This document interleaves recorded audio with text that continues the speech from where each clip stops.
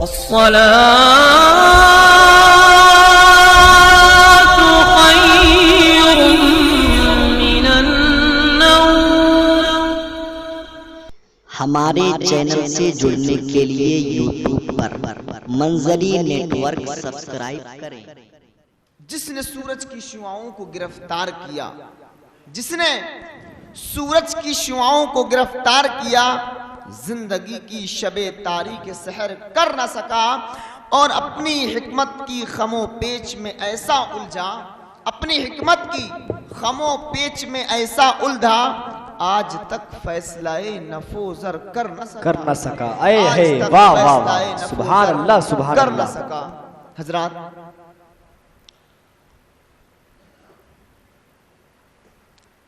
آپ کو معلوم ہے یا معلوم نہیں ہے تو آپ آج سمجھ جائیے، بے شک اللہ رب العزت نے ہم سب کو پیدا کیا، ہم سب کو پیدا کیا تو کسی مصلحت کے تحت پیدا کیا۔ اگر اللہ رب العزت چاہتا تو آدم علیہ السلام کو زمین پر نہ اتارتا اور نہ ہی یہ دنیا وجود میں آتی۔ اس کی بھی کوئی حکمت ہوگی، کوئی وجہ ضرور ہوگی، کیونکہ ہر کام کا کوئی نہ کوئی ریزن، کوئی نہ کوئی وجہ ضرور ہوتی ہے ہر کام کی۔ ہم نے گھر بنایا رہنے کے لیے، کنواں کھودا پانی پینے کے لیے، ہم نے کنواں کھودا پانی کے لیے، باغ لگایا ہم نے اس سے پھل کھانے کے لیے، وال ویشن لگایا ہاتھ دھونے کے لیے، کچن بنایا کھانا بنانے کے لیے، پنکھا لگایا ہوا کھانے کے لیے، اور بھی اس کے علاوہ بہت سی چیزیں ہیں۔ ہر چیز کو ہم نے بنایا، بڑھئی نے کرسی کو بنایا تو اس کی بھی بنانے کی کوئی حکمت ہے، بیٹھنے کے لیے۔ ہر چیز کی، آپ دنیا کے کسی بھی کام کو لے لیجئے، ہر کام کے بنانے کی کوئی نہ کوئی حکمت ضرور ہوتی ہے۔ تو جب اللہ رب العزت نے انسان کو پیدا کیا، اس کی بھی کوئی ضرور حکمت ہوگی، ضرور اس میں کوئی نہ کوئی راز پوشیدہ ہوگا۔ راز پوشیدہ تھا، لیکن نبی آخر زمانے تشریف لا کر اس کو افشا کر دیا، اس کو بتا دیا کہ ہمارا دنیا میں آنے کا سبب کیا ہے، ہمارا اللہ رب العزت نے ہم کو پیدا کیوں کیا ہے، ہمارے دنیا میں آنے کی وجہ کیا ہے، ہمارا وجود کیوں بنایا اللہ رب العزت نے کیا، تو اس کی بھی کوئی نہ کوئی وجہ ہے، وہی سمجھنا ہے۔ آج آپ کو وہی سمجھنا ہے کہ اللہ رب العزت نے ہم سب کو کیوں پیدا کیا۔ آج تک آپ نے سمجھا اللہ رب العزت نے ہم کو کیوں پیدا کیا؟ اللہ رب العزت نے ہم کو اس لیے پیدا کیا ہے کہ ہم اس کی عبادت کریں۔ بے شک اللہ رب العزت نے آسمان و زمین کو سجایا، پوری کائنات کو سجایا، آسمان پر ستاروں کو روشن کیا، آسمان پر سورج کو ہماری روشنی کے لیے اس نے مقرر کیا، وہ اپنے وقت پر نکلتا ہے، چاند اپنے وقت پر نکلتا ہے، تارے اپنے وقت پر نکلتے ہیں، ہر کام دن اپنے وقت پہ نکلتا ہے، رات اپنے وقت پہ ہوتی ہے۔ اللہ رب العزت نے ہمارے لیے ہر طرح کی فیسلٹی رکھی ہے، ہر طرح کے ہمارے لیے عیش و عشرت رکھی ہے۔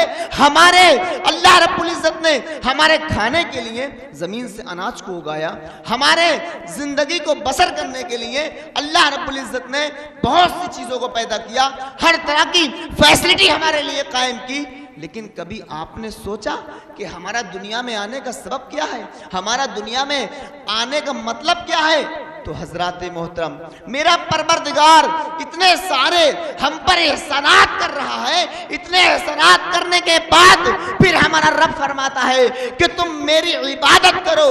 اللہ رب العزت فرماتا ہے کہ تم، قرآن عظیم میں اللہ رب العزت فرماتا ہے وَقَضَى رَبُّكَ أَلَّا تَعْبُدُوا إِلَّا إِيَّاهُ وَبِالْوَالِدَيْنِ إِحْسَانًا إِمَّا يَبْلُغَنَّ عِندَكَ الْكِبَرَ أَحَدُهُمَا أَوْ كِلَاهُمَا ثُمَّ لَمْ يَدْخُلِ الْجَنَّةَ۔ اللہ رب العزت قرآن مقدس میں فرما رہا ہے کہ تمہارے پروردگار کا حکم ہے کہ تم اس کی عبادت کرو اور اپنے والدین کے ساتھ حسن سلوک سے پیش آؤ. اگر ان میں سے ایک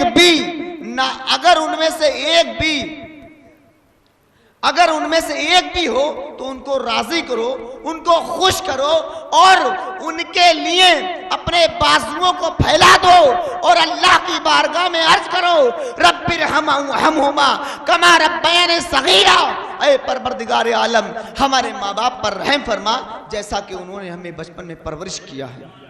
تو حضرات اس آیت میں اللہ رب العزت نے فرمایا, ایک جگہ اور فرماتا ہے وَاعْبُدُوا اللَّهَ وَلَا تُشْرِكُوا بِهِ شَيْئًا وَبِالْوَالِدَيْنِ إِحْسَانًا, کہ اللہ کی بندگی کرو, اس کے ساتھ کسی کو شریک نہ ٹھہراؤ اور والدین کے ساتھ حسن سلوک سے پیش آؤ.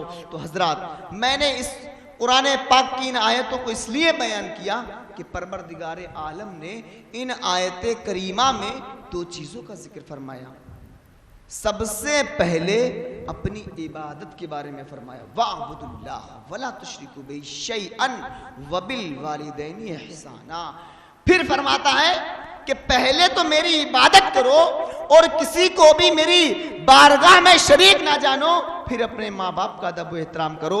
تو حضرات محترم, بتانے کا مطلب یہ ہے کہ اللہ رب العزت نے ہم کو پیدا کیا, پیدا فرمانے کے بعد فرماتا ہے کہ تم ہماری عبادت کرو. ہمارا مقصد یہی ہے, پروردگار فرماتا ہے ہم نے تم کو اس لیے پیدا کیا ہے کہ تم ہماری عبادت کرو اور ہماری بندگی میں ہم وقت کمر بستہ رہو.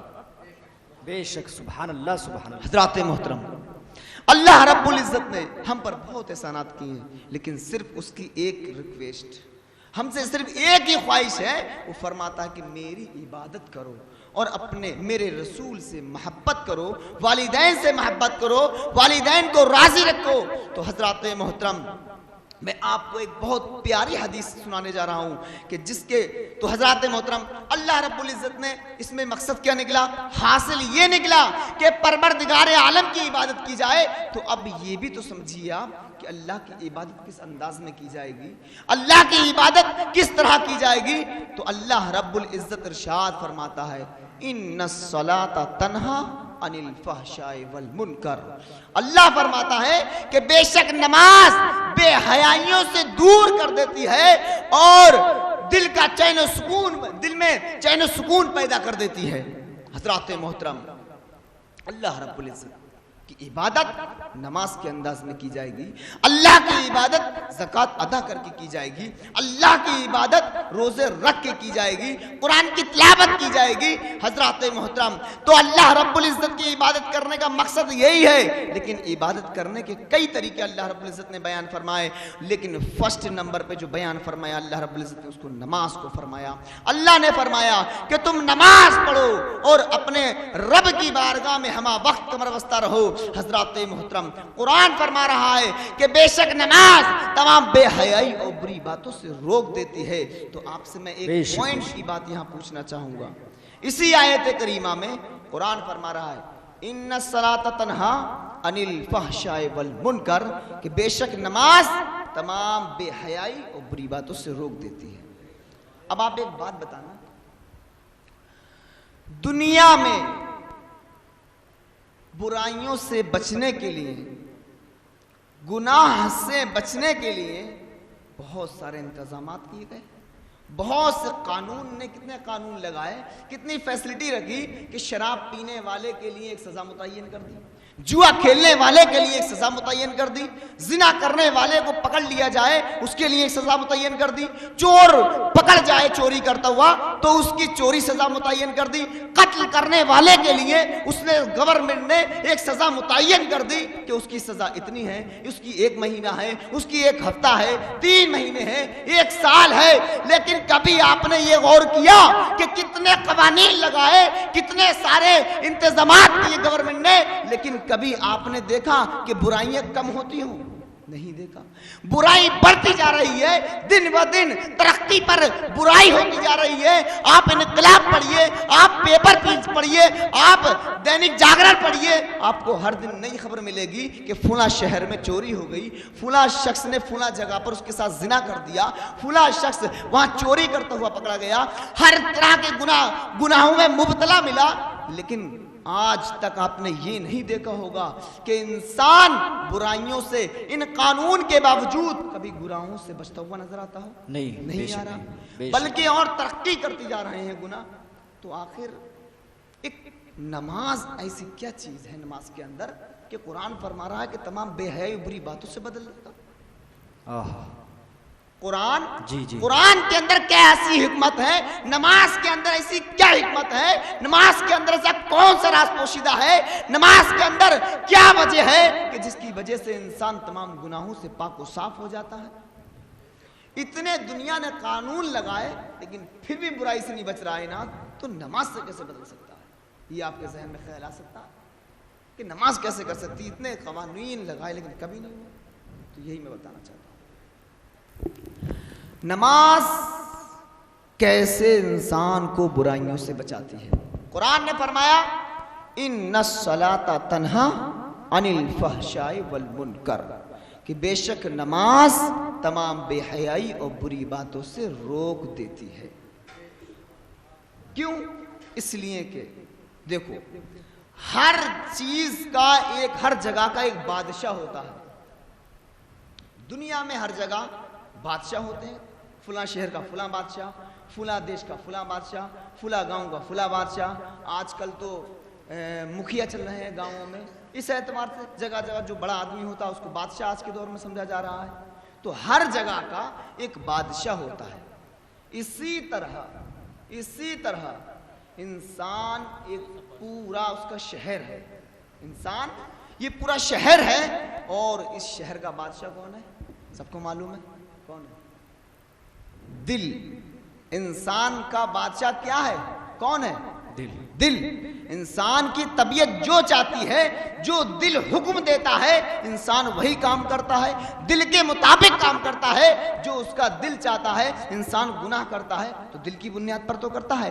زنا کرتا ہے اس کا دل چاہتا ہے، خواہش چاہتی ہے. انسان شراب پیتا ہے اس کا دل چاہتا ہے کہ وہ گناہ کرے تب گناہ کرتا ہے. اس کا دل چاہتا ہے کہ وہ چوری کرے تب وہ چوری کرتا ہے. اس کا دل چاہتا ہے کہ آج جھوٹ بولنا ہے تو وہ جھوٹ بولتا ہے. اس کا دل چاہتا ہے آج فلاں کی غیبت کرنا ہے تو وہ غیبت کرتا ہے. اس کا دل چاہتا ہے کہ وہ نماز نہیں پڑھے گا آج تو وہ دل کی پیروی کرتا ہوا نماز نہیں پڑھتا ہے. انسان تمام گناہ جو کر رہا بادشاہ دل کے حکم سے کر رہا ہے. وہ حکم فرما رہا ہے اس کو، جسم کو، آنکھ کو حکم فرما رہا ہے دل، تبھی تو وہ دیکھ رہا ہے. تو بادشاہ کے حکم کے مطابق جسم کے تمام اعضاء چل رہے ہیں. تو حضرات محترم بس یہی بتانا چاہتا ہوں کہ نماز ایک ایسی چیز ہے کہ پروردگار عالم نے اس کے پڑھنے والے کو، جو شخص نماز کو خلوص و للہیت کے ساتھ اور اللہ کو اپنے سامنے محسوس کرتے ہوئے، رسول کو اپنے سامنے حاضر سمجھتے ہوئے پڑھے، خشوع و خضوع کے ساتھ نماز پڑھتا ہے، تو انسان کے دل کو وہ نماز تمام گناہوں سے پاک و منزہ کر دیتی ہے. اور جب دل تمام گناہوں سے پاک و منزہ ہو جاتا ہے تو انسان تمام گناہوں سے بری ذمہ ہو جاتا ہے. بے شک بے شک، سبحان اللہ سبحان اللہ سبحان اللہ سبحان اللہ. بات سمجھ میں آئی؟ یہ بہت پوائنٹ کی بات تھی. یہ دو باتیں میں نے آپ کو پوائنٹ کی بتائی. اب ایک حدیث سناؤں گا پھر چلا جاؤں گا. کہاں جا رہا ہو بھائی صاحب؟ بہت اچھی حدیث ہے، یہ سن لو چاہیں. بس یہ لاسٹ پہ اختتام ہونے والا ہے. بہت اچھی حدیث اور بہت کم وقت میں. حدیث پاک وعن ابی ہریرہ قال قال رسول اللہ صلی اللہ تعالی علیہ وسلم اذا یوم القیامت یخرج من النار شیء اسمه حریش یتولد من الاقرب فینادی ورأسه 7 سماوات وذنبه تحت الارض السفلى فینادی 70 مرتن یا این من بارز الرحمن این من حارب الرحمن فیقول جبرائیل علیہ السلام ماذا تريد یا حریش فیقول اريد 5 این من ترک الصلاة این من اکل الربا این من منع الزکاة این من شرب الخمر این من يتحدث بحدیث الدنیا فی المساجد فیجمعوهم فی فمه ویرجع الى جہنم. سبحان اللہ سبحان اللہ. یہ حدیث ایسی ہے یقین ماننا جب میں نے پہلی بار اس کو سنا اپنے استاذ کے منہ تو میرے استاد نے سنایا تھا تو میں نے اسی وقت یہ حدیث لکھ لی اور لکھ کے آپ کے بارگاہ میں پیش کر دی اور اس حدیث کو سن کے میرا رونٹا رونٹا کانپ گیا تھا. حدیث کا مطلب ترجمہ سنیے. حدیث کا مطلب یہ ہے حضرت ابو ہریرہ رضی اللہ تعالیٰ عنہ سے مروی ہے کہتے ہیں کہ اللہ کے رسول صلی اللہ تعالیٰ علیہ وسلم نے ارشاد فرمایا کہ قیامت کے دن جہنم سے ایک چیز نکلے گی. ایک چیز جہنم سے ایک چیز نکلے گی کہ جو عقرب یعنی بچھوؤں کو جنے گی اور جس کا سر 7 آسمان کے اوپر ہوگا اور جس کی دم یعنی دم پونچھ اس کی 7 زمین کے نیچے ہوگی. تو وہ ایک 70 مرتبہ وہ ندا کرے گا, آواز دے گا اور کیا کہے گا این من بارز الرحمن و این من حارب الرحمن. کہاں گئے اللہ سے جھگڑا کرنے والے, کہاں گئے اللہ سے جھگڑا کرنے والے. پھر حضرت جبرائیل امین اس سے کہیں گے اے حریش, یہ جانور ہے, کہیں گے اے حریش تمہارا کیا ارادہ ہے, تم کیا چاہتے ہو؟ تو وہ حریش وہ جانور کہے گا کہ میں 5 لوگوں کو چاہتا ہوں. تو پھر وہ کہے گا کہ کہاں ہیں نماز کو چھوڑنے والے, کہاں ہیں زکات کو منع کرنے والے, کہاں ہیں شراب کو پینے والے, کہاں ہیں سود کھانے والے, اور کہاں ہیں مسجدوں میں بیٹھ کر دنیاوی باتیں کرنے والے. اللہ ان سب کو لے گا اپنے منہ میں دبائے گا, ان سب کو قیامت کے دن وہ اپنے منہ میں لے گا اور ان سب کو منہ میں لینے کے بعد وہ جہنم میں چلا جائے گا. حضرات محترم آپ غور کیجئے اس حدیث پر, آپ غور کیجئے. وہ شخص 5 لوگوں کو پکڑے گا, نماز چھوڑنے والے کو پکڑے گا. تو آپ غور کیجئے نماز چھوڑنے والے کی سزا کیا ہے کہ اس کو وہ اپنے منہ میں لے گا اور زکات کو منع کرنے والے کو اپنے منہ میں لے گا, شراب پینے والے کو اپنے منہ میں لے گا وہ جانور, اور دنیاوی باتیں دنیا میں کرنے والوں کو اپنے منہ میں لے گا اور وہ جہنم میں جا کر اس بھڑکتی ہوئی آگ میں ان سب کو جلا کے خاک کر دے گا. حضرات محترم میں آپ سے یہ کہنا چاہتا ہوں اگر اپنے آپ کو جہنم سے بچانا ہے, اگر اپنے آپ کو جنت میں لے جانا چاہتے ہو تو پیارے آقا علیہ الصلوۃ والتسلیم کی سنتوں پہ عمل کرو, اپنے بزرگان دین کے نقش قدم پر چلو.